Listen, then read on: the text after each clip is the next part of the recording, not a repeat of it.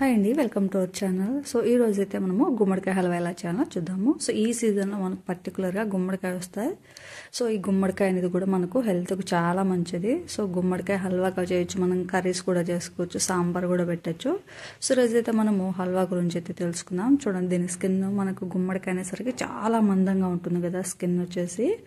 So ఇలా గుమ్మడికాయనైతే half cut చేసి so అందులో ఉండే విత్తనాలన్నీ నీట్గా తీసేయాలండి. సో ఈ విత్తనాలు పడాల్సిన అవసరం లేదు, మనం నీట్గా కడిగేసి వాటిని ఎండబెట్టుకుని సో నెక్స్ట్ మనం ఎక్కడైనా ప్లేస్ ఉందంటే వేసుకోవచ్చు, లేకుంటే తిన్నా కూడా మంచి హై ప్రోటీన్ అనమాట అవి కూడా. సో ఇలాగా నేను చిన్న చిన్న ముక్కల్లా కట్ చేసుకుని ఇలా అయితే తురుముకున్నాను. ఎందుకంటే దీని స్కిన్ అనేది చాలా మందం కాబట్టి మనకు కొంచెం చెయ్యి అయితే నిజంగా నస్తుంది పెద్ద కాయ అయితే. సో ఇలా నేనైతే మొత్తం అంతా తురుము అయితే పట్టేశాను.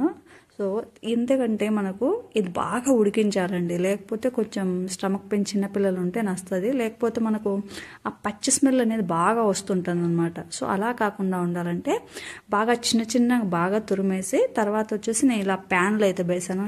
తురుముకున్న పదార్థం అంతా ఉంటుంది కదా, సో ఇది తురిమేసుకొని ప్యాన్లో అయితే పెట్టేసి ఈ ప్యాన్ మనం వేడి చేయాలన్నమాట. వేడి చేసి దీంట్లో లైట్గా వాటర్, ఎందుకంటే పంకిన్ అనేది కూడా మనకు వాటర్కి సంబంధించింది కదా, అంటే వాటర్ లెవెల్స్ ఎక్కువ ఉంటాయి కదా ఈ కాయలో కాబట్టి. సో దీంట్లో మనం కొంతసేపటికి దీంట్లో వాటర్ అనేది వస్తుందన్నమాట, అంటే లైట్గా. అప్పుడు మనం కావాలంటే వాటర్లో వేసి ఖచ్చితంగా ఉడికించాలండి. లేదు పాలు ఉన్నాయన్నా మనము పాలు కూడా యూజ్ చేసుకోవచ్చు. నేను దాదాపు 1/2 లీటర్ అయితే యూజ్ చేశానండి. నాకు దాదాపు ఒక 1/2 లీటర్ పైన నేను పాలు కూడా పోసాను. ఎందుకంటే మనకు అది ఎప్పుడైతే వాటర్లో లేదా మిల్క్లో ఎప్పుడైతే ఉడికితేనే మనకు ఆ పచ్చి వాసన అనేది పోతుంది, బాగా ఉడుకుతుంది, మంచి టేస్ట్ కూడా వస్తుంది కాబట్టి. సో నేను ఇది కొంచెం వేగిన తర్వాత అయితే నేను పాలైతే పోసాను. సో ఆల్రెడీ పోసాను నేను, అది వీడియో అయితే క్లిప్ మిస్ అయింది. బట్ పాలైతే పోయొచ్చు, లేదా పాలు ఎక్కువ పడతాయంటే మనం నీళ్ళల్లో కూడా ఉడికించుకోవచ్చు. బాగా ఉడికి ఆ పాలు ఏవైతే ఉన్నాయో సో అవి ఎగిరిపోయే టయానికైతే మనం బెల్లం వేయాలి. సో చక్కెర కంటే మనకు బెల్లం అనేది చాలా మంచిదండి. చిన్నపిల్లలకి అందుకు పెడుతూ ఉంటాం కాబట్టి సో చక్కెరతో పోలిస్తే మనకు బెల్లం బెస్ట్. సో అలా పాలలో ఎప్పుడైతే ఎగిరిపోయాయో బెల్లం వేసి బాగా కలపాలి. చూడండి, మనకు బెల్లంలో కూడా మనకు ఈ పాకం అవుతుంది కాబట్టి ఆ చుట్టూ కూడా మనకు ఇలా పాకంలాగా తేలుతూ ఉంటుంది, బుడగలు. సో ఇది ఎప్పుడైతే పూర్తిగా వాటర్ లేకోకుండా మనకి ఎగిరిపోతుందో అప్పుడు హల్వా అయితే రెడీ అయినట్లు. సో ఇక్కడ మనకి ఇంకా వాటర్ వస్తూ ఉన్నాయి కదా, ఇలా కాకోకుండా మనకు పూర్తిగా వాటర్ అనేది పోవాలి.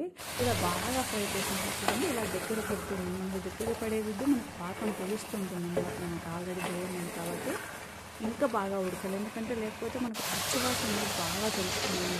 గుమ్మడికాయ కొంచెం మందం కాబట్టి ఆ స్మెల్ అనేది మనకు బాగా వస్తుంది.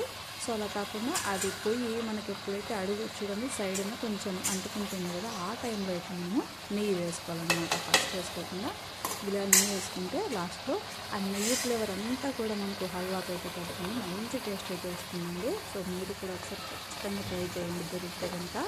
మంచి టేస్ట్ అండ్ హై ప్రోటీన్ కూడా ఉంటుంది, మనకు హెల్త్ కూడా చాలా మంచిది.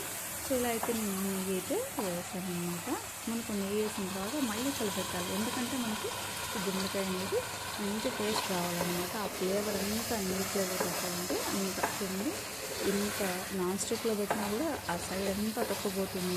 అంతసేపు ప్రాసెస్ ఎక్కువసేపు పడుతుంది, చేసే వాళ్ళకైతే తినాలని ఓపిక పోతుంది చేసేలోపు, అట్లుంటుంది అనమాట ప్రాసెస్ అంతసేపు.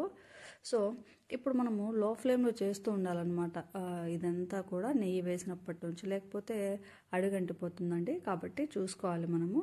సో ఇలా ఎప్పుడైతే ఆ నెయ్యి అంతా అయిపోయి మనకు తెలుస్తుంది కదా, పాకం అంతా దగ్గరికి పట్టేసి గట్టిగా అయిపోతూ ఉంటుంది మనకు హల్వా అనేది.